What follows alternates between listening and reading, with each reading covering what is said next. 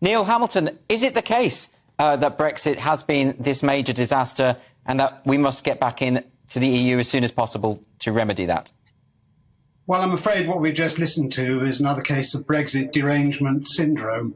It's completely different from the reality. The cost of living crisis is a consequence of having closed down the country for 2 years during COVID, and the monetary incontinence of the Bank of England, which has produced 11% inflation. It's nothing whatever to do with Brexit. But one of the great disappointments of Boris Johnson is that, having got us over the line in strict legal form on Brexit, he's done absolutely nothing to take advantage of the freedoms which that has given us. We've done nothing, not even get rid of the 5% VAT on fuel, which was mandated by the EU, which we could easily have done, which would have been a considerable help to many people who are currently struggling to pay their fuel bills. We've done virtually nothing to disentangle us from the massive EU regulation, not least in areas of financial services, which aren't covered, of course, by our agreements with the EU anyway. There's no prospect whatsoever of doing any deals with the EU because for them, Brexit